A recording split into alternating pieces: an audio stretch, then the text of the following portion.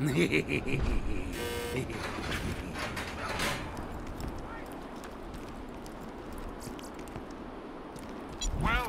to my humble shop. May it keep you safe in your... Remember, you can always trust the gun at your side.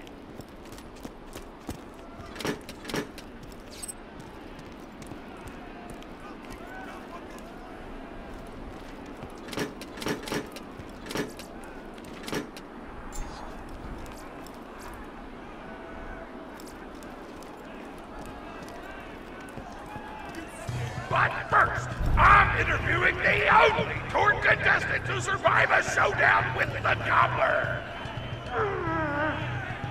Question time!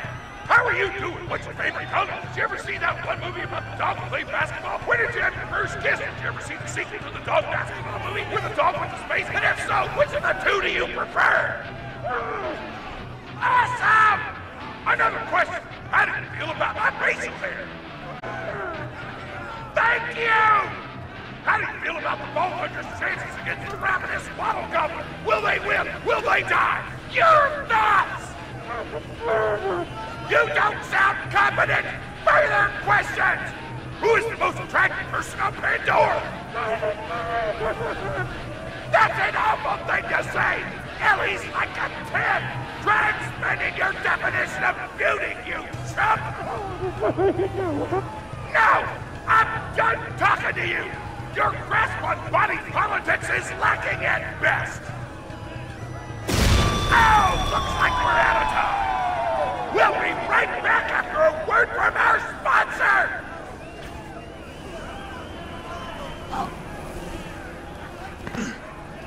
Hey! Get over here so I can whisper some things to you in secret! Real talk. The Gobbler fight is rigged.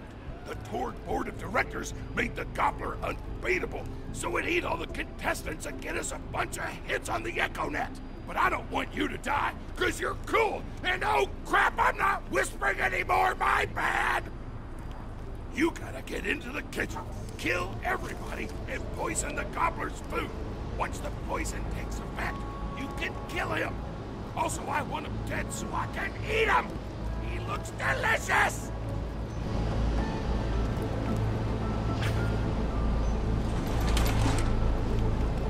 And we're back! The Vault Hunter's in the kitchen, but today there's a new item on the menu. Murder! Vault Hunter, kill the shell!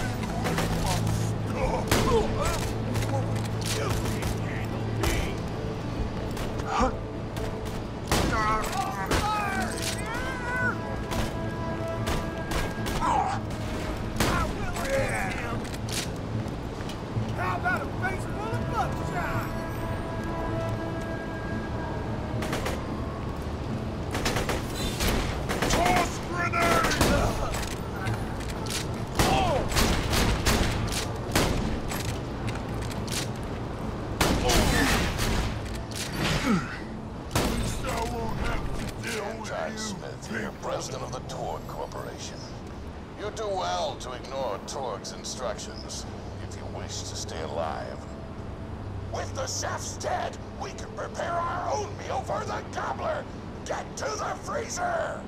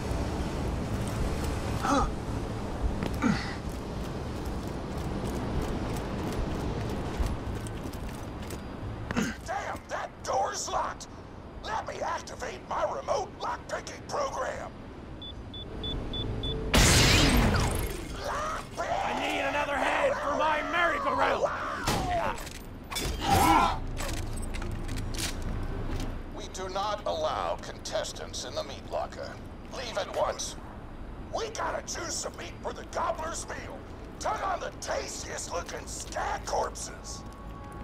This is totally gonna get me fired, and I don't keep grabbing that food!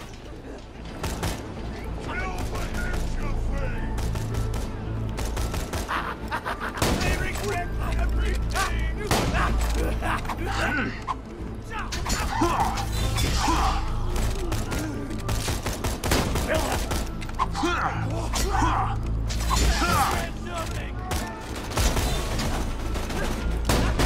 Baby!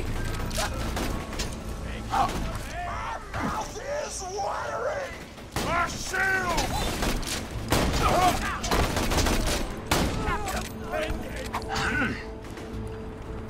I'll see you on the other side. Shield strong!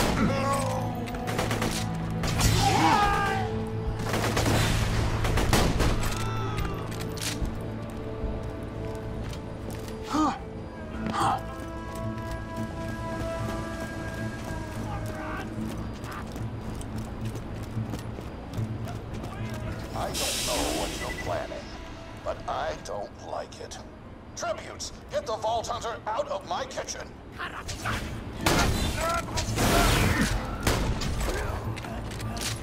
Oh crap! Oh crap!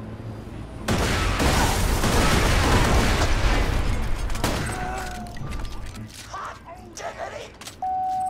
Those dudes didn't stand a chance!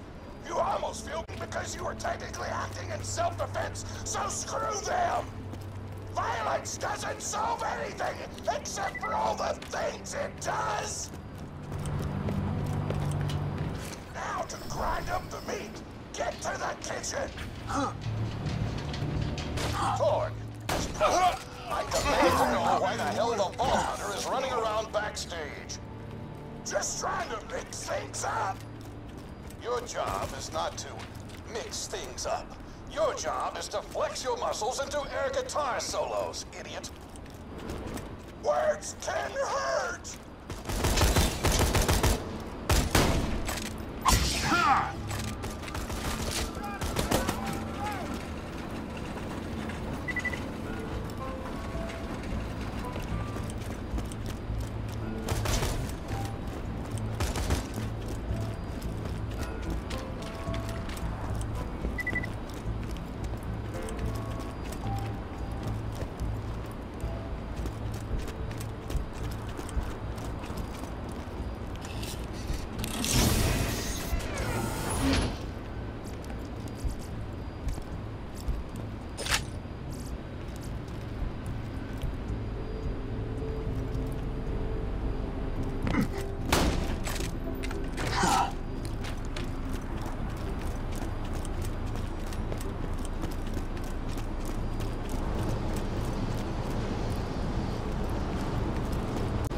Let's get a grind in!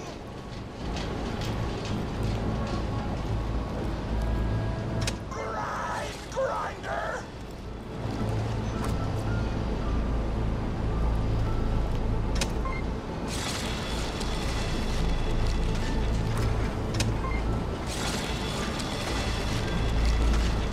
Delicious!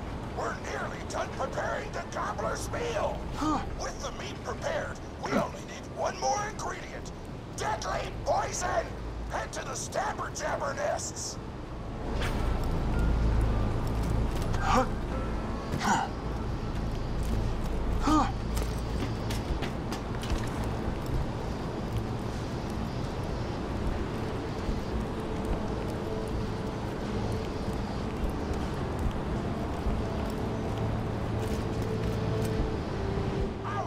Explosives, so I'm actually going to open this door remotely without blowing it up. Psych!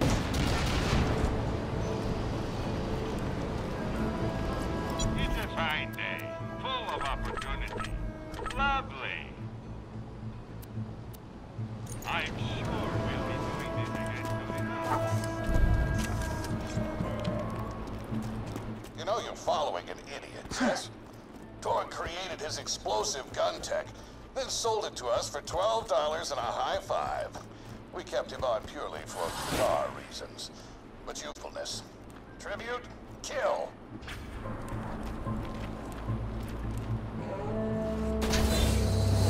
Jack is my witness! You'll... Ah!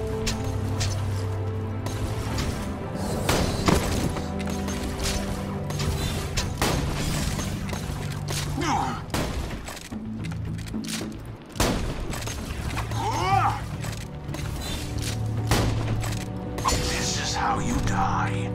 A spectacle of violence, gorgeous and ugly. When God closes a door, I blow it the f up! Hey, make sure to get a slag whipping on the way. Smack the jabber nest to wake him up. Alright, now slag the jabber!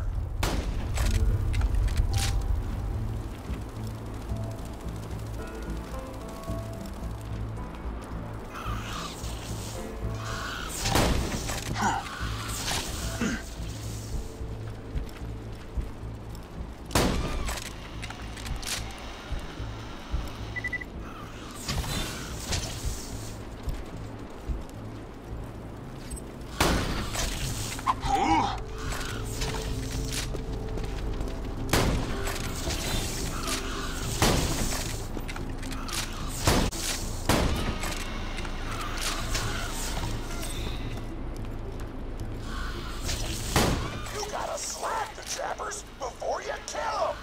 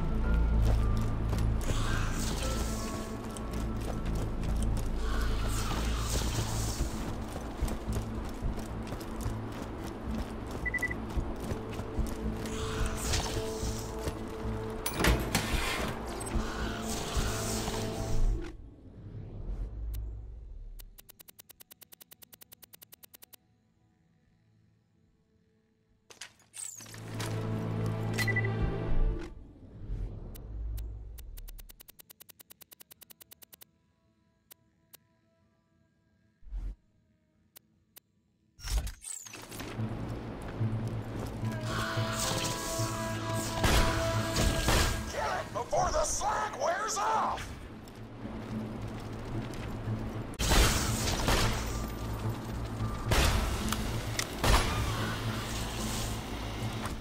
Nearly done!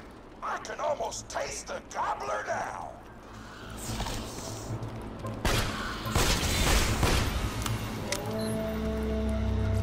Woo! You got all the glands! Now pop them into the gobbler's dinner and you'll be ready to fight him! Why do you insist on being a moron, Torque? This is why you lost a controlling share of your own company. I knew I should have killed you when I had the chance.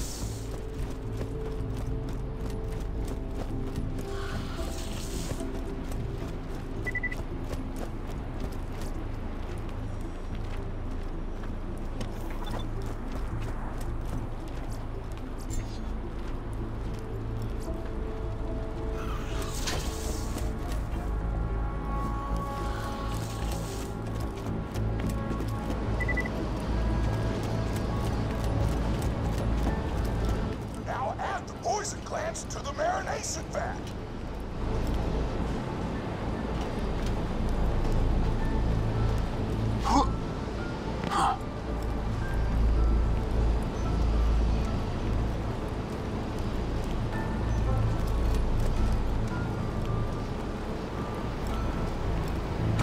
Hit that button to marinate the out of that meal.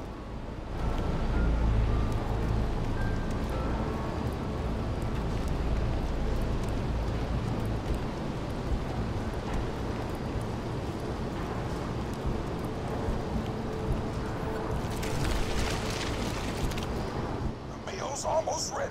Let's get cooking. Start the conveyor of cookery.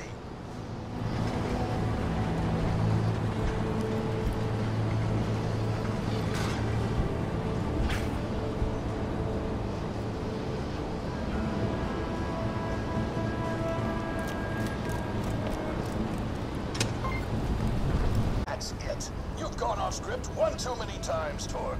Today's meal is canceled. Chefs, shut down that oven.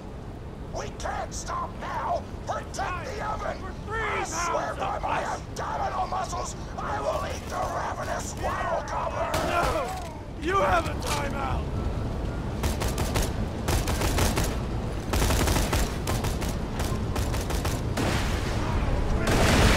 I want that oven shut down. I want the Vault Hunter dead. And I want Mr. Torg's head on a plate.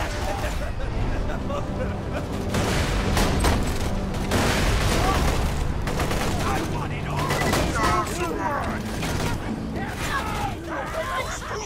Mommy's going to get a new job! Shut down the oven. Listen now!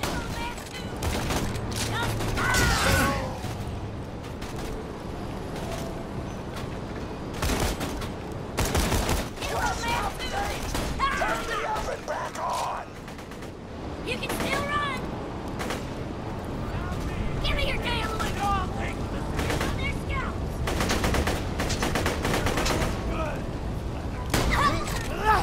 Well, who's this? Build me racing! I'm gonna choke and screw!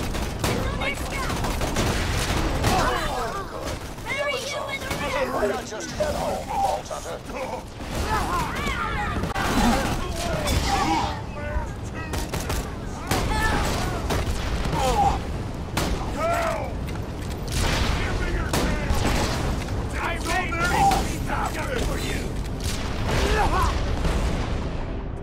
I got second wind, metaphorically speaking. Overrated. Go get it! Here, I'll let you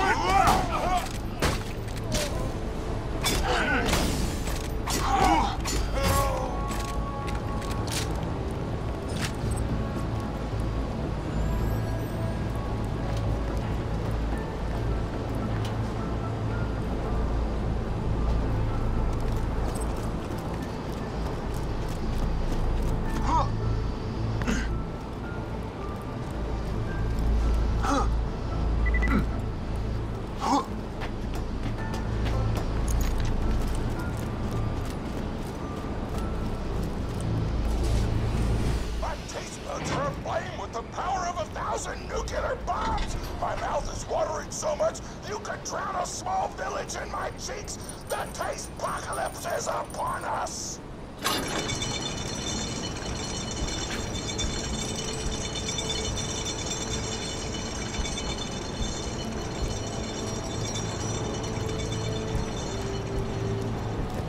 If you kill that gobbler, Torg, it'll be your last meal. The board of directors and I can guarantee that. You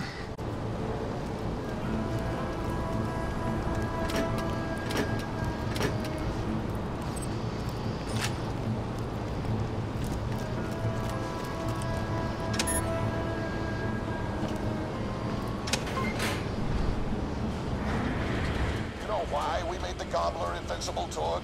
So you could kill him. After dozens of failed attempts by other contestants, you were supposed to finally kill it on camera while wielding our most expensive guns. You would have looked like a hero. Why be a hero when you could eat one?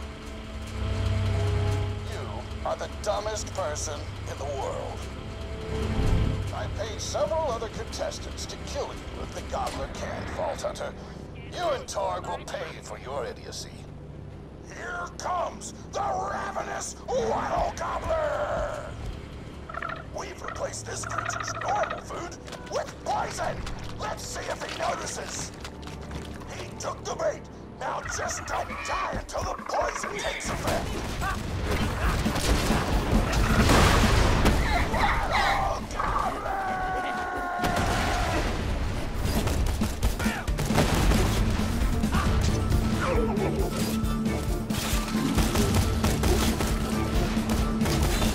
No, you idiotic clerks! Don't shoot the Gobbler! Shoot the Vault Hunter!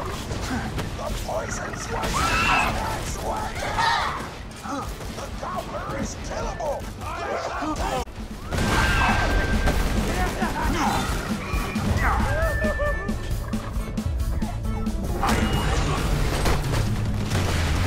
This is your last chance, Torg.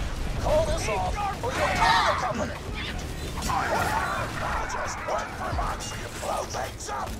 I'm gonna out of this thing! Captain Spam can't be involved! Just a direct order from your president, Torg. You're dead. I am so scared!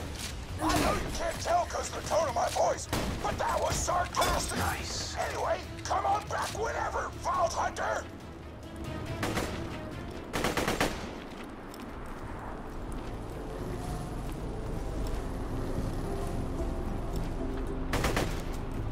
I don't die as easily as the rest.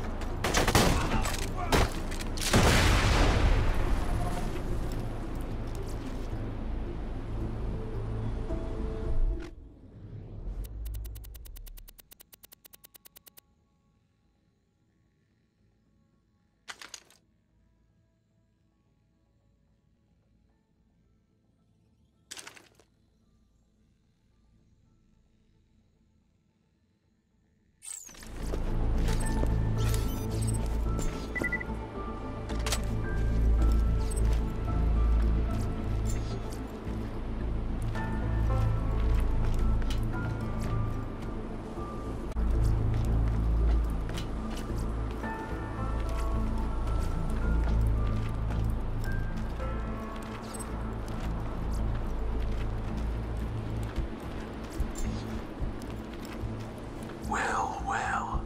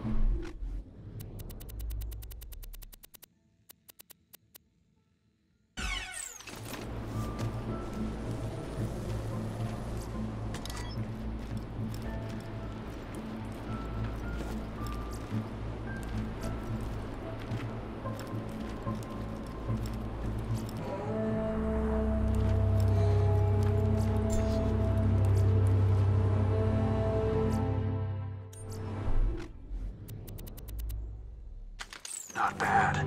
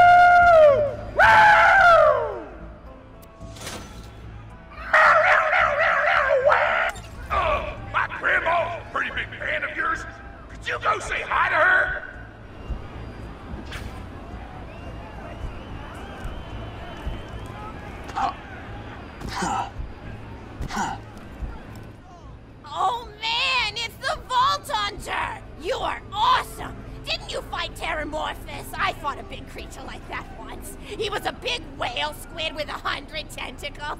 You ever thought anything with tentacles? Oh, of course you have. Pteramorphous had tentacles, how silly of me. Now, where was I? I am so sorry. All right, the whale creature. His name was Blowhole the Apocalypse. I called him the Apocalypse for short. And he attacked my hometown of Tsunami's Edge when I was but a little girl. You ever been to Tsunami's Edge? Great town, nice beaches, great food, and the cost of living is just so low. Even being a single grandmother and working part-time at a scacme, I was still able to provide for little Mr. Torg. We may not have been able to afford the finer things in life, like food, but we got by. After all, Mr. Torg and I didn't have anything but one another after that horrible gas leak blew up the iridium mine, killing my son and his lovely wife. From that day onward, my little Mr. Torg vowed to conquer explosions themselves in an effort to avenge his fallen parents, and... Ah, man, I forgot what I was talking about. Where was... Oh, right! The Blowhole the Apocalypse! So anyway, I was wrestling Blowhole to the ground, and I had my bicep curled around his blueberry throat. Blueberry? Sorry, I meant to say blubbery. I've got blueberries on the brain, I guess. I grow them in my backyard. Mr. Torg helped me plant them. Thanks again for that, grandson. I love you, Grandma! Anyway, I have my bicep around his blubbery throat, and Mr. Torg starts crying because he really likes whale squids, and he doesn't want to see me hurt one. They are the princes of the ocean! So I let the whale go after giving it a punch in the eyeball so he'll remember me, and it swam away into the ocean. And then I had Mr. Torg drive me to the ice cream parlor. He got me Rocky Road, because Rocky Road's my favorite. I'm extremely partial to the way the marshmallows act like little landmines of flavor amidst the battleground of chocolate. What's your favorite flavor of ice cream? Is it pistachio? I bet it's pistachio. Oh, that reminds me! You'll never guess who I saw today! Pistachio the Amazing! He's a magician, Earl, so he's got that weird mustache, you know, but I saw him make a rack hive disappear. A whole rack hive! I said to Mr. Torg, Mr. Torg, wasn't that amazing? And he said, yes, it was, Grandma. Didn't you say that, high five? You remember saying that? I remember, Grandma! And we stood in line afterward and got his autograph, and I thought I had it somewhere around here, but it's probably in the attic. I really ought to go up there and clean it out one of these days. I have so many little keepsakes up there. You're paying attention, right? Say, what's my favorite flavor of ice cream? Oh, so you are listening, how wonderful. You're an even better listener than my old pet rack, Beasto. Beasto was such a sweetie. You ever had a pet rack? If you can tame them, they are the sweetest pet you'll ever have. He used to just sit on my shoulder and bite chunks of flesh out of my neck to pass the time. I still remember the way he used to tweet. He went, tweet, tweet. It was so cute. I had a conversation with him once. I said, Mr. Beasto. He liked being called Mr. Beasto. It made him feel like an aristocrat. I said, Mr. Beasto, you're looking very cute today. And he said, oh, thank you, that's so nice. Or he tweeted in a way that made me know that's how he felt. And then he lowered his little head like he was taking a bow. It was adorable. Beasto was my third pet rack. First I had Woody. He got hit by a train. Then I had Anita. She got shot up trying to take vengeance on the train that killed Woody. And then I found Beasto making little poops on the windmill outside our house.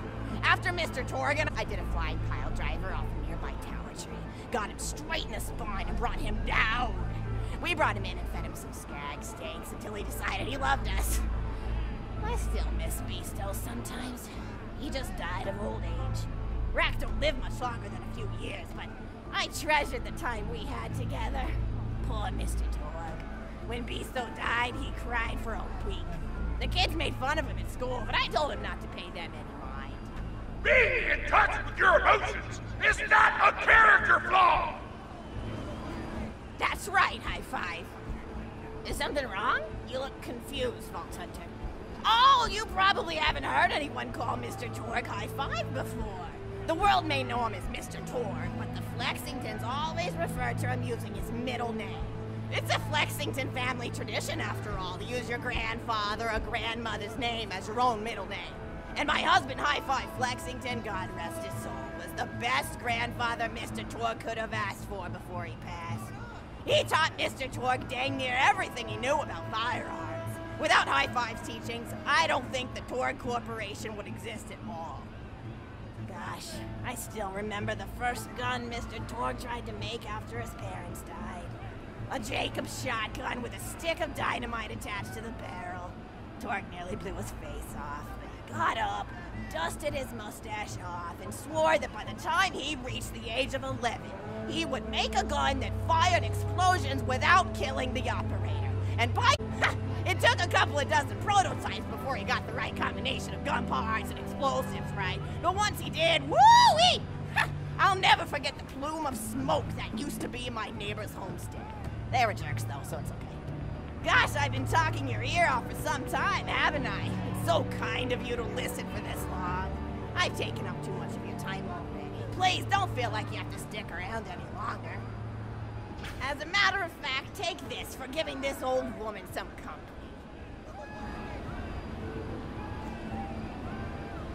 Woo!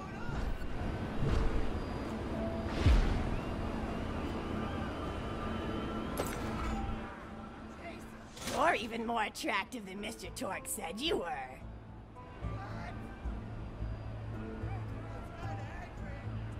I've got another story for you, but I'd like to tell it to all of your friends at once. An old lady like me has to save her voice, you know. Oh, you still want to talk with me? How incredibly sweet of you. Say, you'll never guess who I saw today. Captain Scarlet. She was robbing my retirement home with a few other brigands, and I recognized her from her wanted poster, and I said, "Oh, hey, you fought the Vault Hunter, didn't you?" And she bowed all elegantly and said something like, "Indeed I did, madam," and said that you were really good at fighting, and that you beat her fair and square. She didn't seem to harbor much of a grudge about it. Nice girl. You should think about meeting up with her again if you're not shacked up with anybody, you know? I mean, of course you probably are. Gold hunter like you. I bet you're beating away suitors left and right. Look, you're blushing. Oh, I could just eat you up. Mr. Torg was so scared of trying to get a date for such a long time. He used to go to parties in high school and just stand in the back without talking to anybody. I am an introvert! I tried to tell him, I said, don't worry about chasing love. If you chase your dreams, then love will follow. See, that's the thing people don't get. You watch Echo films and they're just awful. They teach you that the only way to be with someone is just to pursue them over and over until they decide they like you. In reality, you know when you like someone almost immediately. You can't really convince somebody to fall in love with you. You just look like a stalker. But if you do things that you're interested in, like making guns that explode or killing mercenaries, then people will see that confidence and skill you have and they'll be attracted to it. There's always a fine line between that kind of confidence and narcissism, you know? There's nothing worse than somebody who wants to be famous. I remember when Mr. Torg first sold his weapons tech to that board of directors, he was pretty egocentric for a while. Taking pictures of himself and posting them to the EchoNet all the time. Trying to hobnob with every celebrity that used his weapons. He came back home one day with a supermodel under each arm and I said, "Mr. Torg, what are you doing? You've lost sight of who you are. It's been weeks since you actually created a new gun," I said. And it was true. He'd been well known for doing something great than with actually doing something great. It was a dark point in my life. Thankfully, High Five listened to me and got to work on what would eventually become the Kerblaster. You a fan of the Kerblaster? That was always my favorite. That and the Flacker, which I know a lot of people hate. But there's more to combat than just brute efficiency in this old lady's eyes. Style counts for something. And there's nothing quite like filling the air with tiny little explosions. It's like a fireworks show, except the deaths aren't as sad and unexpected. Actually, that reminds me, now that you're here, I wanted to throw some ideas at you for feedback. I'm a playwright in my spare time, and I'm trying to write a story about an up-and-coming tournament fighter who tries to find love in a gladiatorial arena. And I figure you've got a lot of experience, so your feedback would really be valuable. So the play is called Broken Hearts and Broken Necks. Scene 1. Fade in on an arena, just after a battle. Body parts lit on the stage. A lone warrior stands in the middle of the stage. a spotlight illuminating her blood-stained armor. She stands, holding her sword triumphantly aloft. Valkyrie. Is there no warrior who can challenge me? Must I be destined to spend my life as the strongest, the bravest, the most invincible warrior this galaxy has seen? For I am Valkyrie, scourge of the gladiatorial games! Excellent Valkyrie, as she shakes her head in despair. From stage left enter Nodon, a janitor with a heavy heart and an even heavier conscience. He begins sweeping the body parts into a bin, which is colored green, and remember that because that's a symbolic color of color, until melancholy overtakes him. He drops his bush probe to the floor and falls to his knees before delivering a heart-wrenching soliloquy. The blood cannot be washed away. Not before and not now. Even as I attempt to escape the past which haunts me still. Must I live forever as a fraud, sweeping up the trash of others to hide my shame and avoid my pursuers? Must I forever remain on the periphery of joyful combat, ever watchful but never participating? Then, with a clatter of armors, Valkyrie re-enters from stage right. Valkyrie. Good morrow, lowly janitor. I heard a noise and thought it worth investigating. Oh, great Valkyrie, 'twas nothing but the wails of those souls you released from their bodies tonight. Souls that wail in agony as they fly upward to Valhalla. Fools! What have they to wail about? Their agonies are over, ended at the point of my sword. Mine, however, have only yet begun. For it is lonely at the time, and an unchallenged life is a boring one. Nodon, aside. If only I were able to identity, I would give her a fight she would not soon forget. Back to Valkyrie. Yes, ma'am, boredom is the true tragedy. May you one day find challenge in combat. Stupid. Nodon picks up a giant two-armed bastard sword with almost no effort. Valkyrie aside. What is this? Excellent. Stage left. Valkyrie. What strength this janitor possessed? Who is he to pick up a bastard sword with 2 fingers? What hidden power does he hold? What secrets does he keep? I will endeavor to uncover his past, in the hopes that our swords may cross in battle! Excellent. End of scene. Scene 2. The interior of the governor's house. The table is set with myriad teas and biscuits. Oh, I'm so sorry. I didn't even ask you for the feedback on the first scene. Did you like it? Oh, wonderful. I'll continue then. Scene 2. The governess enters from stage left. Governess. I refuse to respond to these absurd accusations. Her husband looks at her quizzically. Governor. And what accusations may those be? Governess. Actually, you know what? I don't think I'm ready to get feedback on the play yet. But what about you? What are you up to? Tell Grandma Flexington all about it. I bet you've had some amazing adventures. Mr. Torg told me about the time you all played bunkers and he said it was one of the most fun and welcoming experiences of his life. Grandpa! You're embarrassing me! Sorry, sweetie, but really, you and the Vault Hunters are his first real pals. It wasn't easy for Mr. Torg to make friends at school when he had facial hair at age 8, pecs at 8.5, and dead parents by age 9. People found him intimidating, but I told him that he should be thankful for the fact that he looks different. Anyone who wouldn't be friends with you based on appearance wouldn't be a very good friend anyway. But he really does like hanging out with all of you. Most people these days want Torg to pose for pictures or blow something up by flexing at it. It's not often he gets to sit down and play games with people. Oh, speaking of games, did you play Going Back to the House yet? It's a new echo simulation about exploring a log cabin you lived in when you were a kid. There's no violence or anything. You just walk around looking at cereal boxes and remembering people you made out with. I really like where echo sims have gone in the past few years, don't you? There seem to be a lot more of them with interesting things to do beyond shooting people, and the writing has gotten so tight and concise. For instance, did you ever play The Samurai's Marker? The whole game's story was delivered through haiku. Did Zero write it or something? No, I'm just joshing. I know you're too busy for that. But oh yeah, I was playing at the end of the pointed gun last night on my Echo Sin player, and wow, is that fun. It's about a guy who punches people and smacks himself in the face with doors. Easily one of the comedy sims ever. But oh, I'm really looking forward to this game called Robot Hunter Assault Squadron, which is this big randomized survival game about throwing bottles at trees and accidentally scaring birds. In the demo version, I scared a bird so hard it died. 10 out of 10 in my book. But what kind of things do you do for fun? You play any sports? You look like you might be into some of the more extreme stuff, like spine hurdling or psycho head volleyball.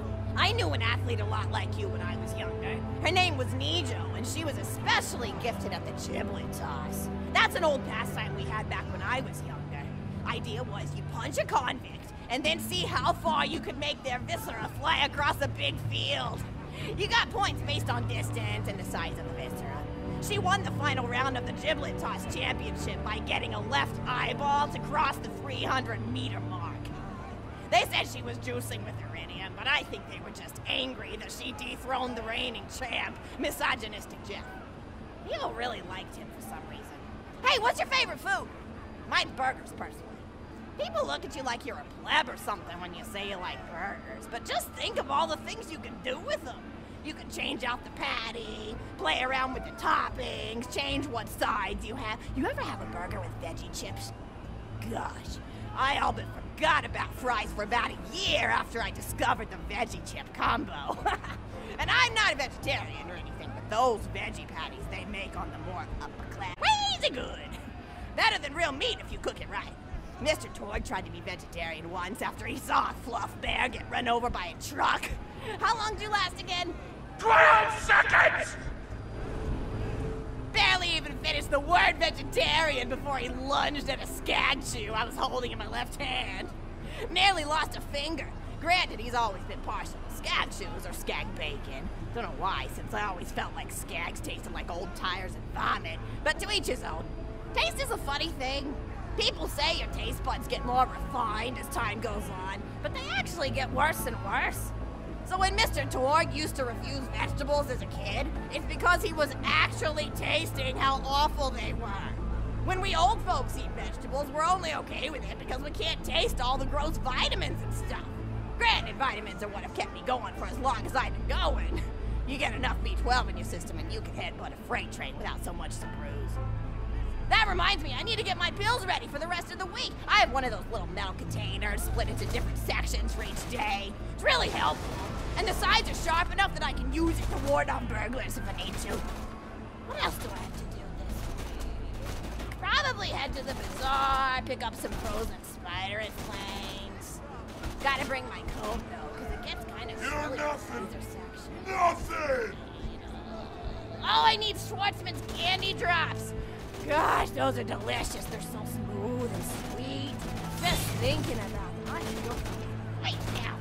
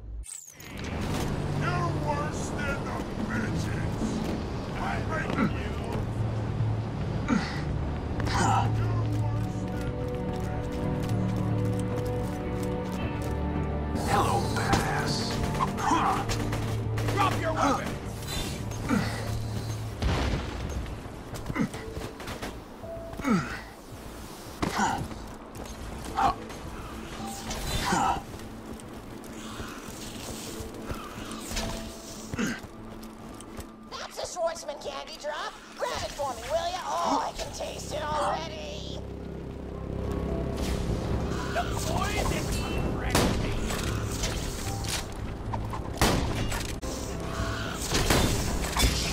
Goodbye.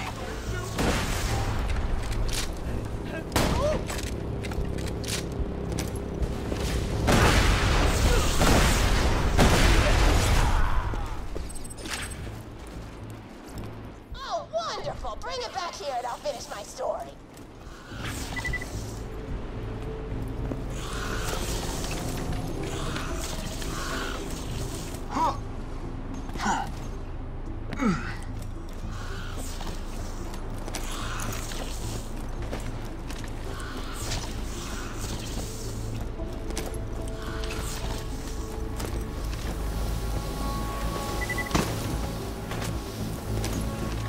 Sorry, kiddo.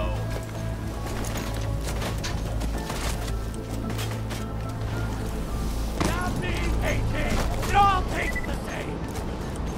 You brought an extra drop fatal. Lead skimmer of new maximum strength. You're a piece of shit. It all ends bliss. Like you're not hungry. This one, death.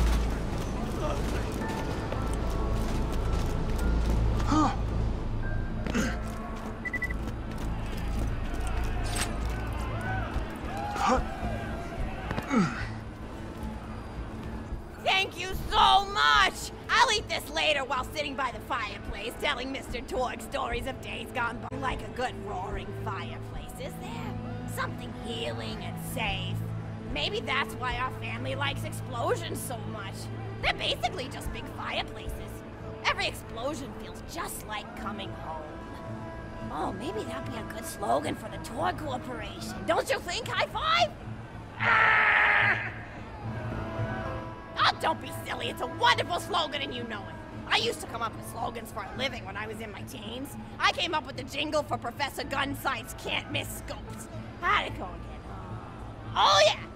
If you try to shoot but you miss a lot, then give Professor Gunsight Scopes a shot. Ha! And then they played a gunshot sound effect and someone going, ah! It was cute. But gosh, I've been talking for a while now, haven't I? Thanks for bringing your friends to listen to an old woman ramble for a while. I can't tell you how great it is to have somebody new to talk to, especially a vault hunter. Oh, and one more thing.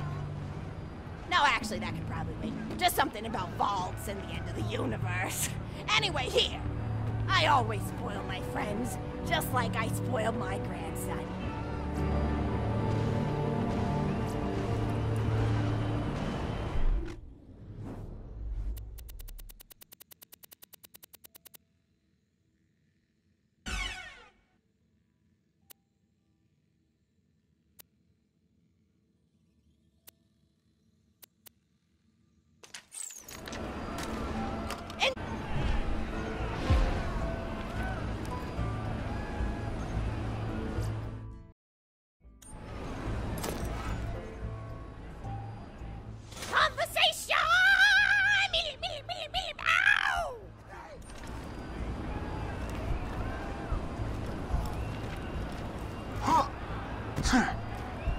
Friends are like family who don't suck!